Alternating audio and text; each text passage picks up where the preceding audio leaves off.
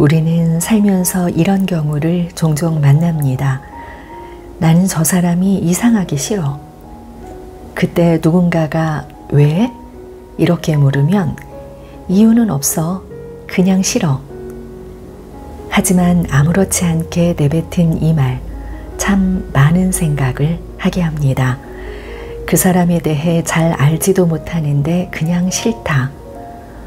어쩌면 마음 깊숙한 곳에 미처 내가 느끼지도 못한 근거 없는 편견이 작동한 건 아닐까 하는 생각이 들었습니다. 닫혀있던 마음의 문을 열고 먼저 손을 내미는 건 어쩌면 순수한 아이들이 아닌가 싶어요. 만화가 강풀의 안녕 친구야는 분명 아이들의 그림책임에도 관계 때문에 상처받은 어른들, 그리고 몸은 자랐지만 여전히 성장이 필요한 어른들에게 많은 생각을 하게 하는 그림책입니다.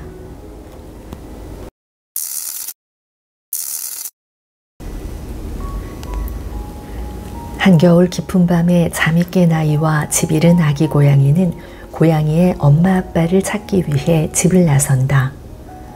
처음 만난 건 커다란 개.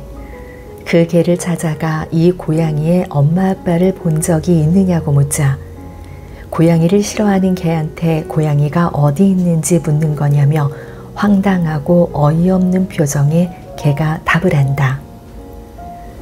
아이는 고양이가 왜 싫어? 라고 묻자 개는 잠시 고민을 하다가 대답을 한다. 다른 개들도 다 그렇게 하니까.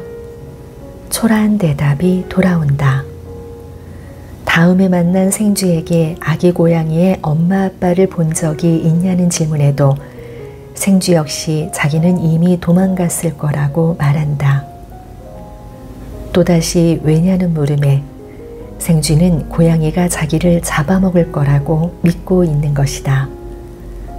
하지만 아이의 질문을 통해 생쥐는 사실 자기는 고양이에게 물린 적도 없고 그냥 그럴 것 같아서 도망쳤다는 사실을 깨닫게 된다. 마지막으로 만난 검은 고양이 역시 자신이 왜 다른 고양이들과 싸우는지 그리고 그들을 왜 내쫓는지 생각해 본 적이 없다는 말을 듣는다. 이유도 모른 채 그냥 그렇게 해왔던 것이다. 개, 생쥐, 검은 고양이 모두 아이의 왜라는 질문을 들으며 그제서야 자신의 행동에 대해 생각하게 된다.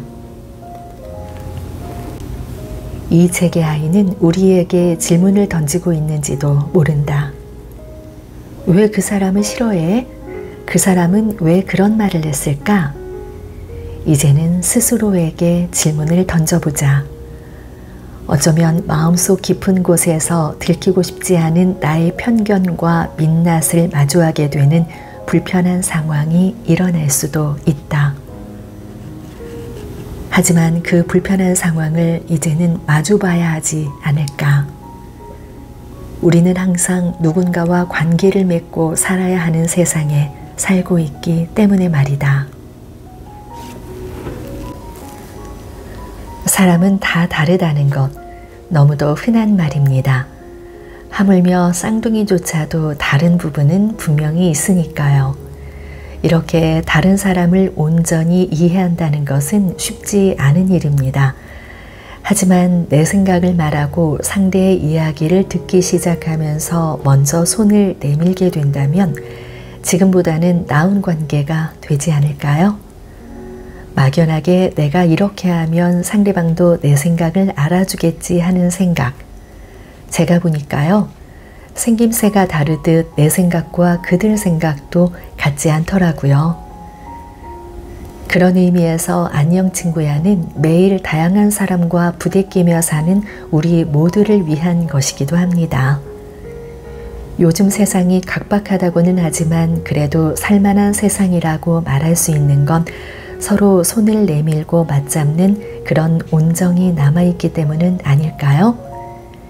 여전히 성장을 꿈꾸는 진짜 어른이 되고 싶은 분들에게 이 책과 함께 작은 토닥임을 건네봅니다.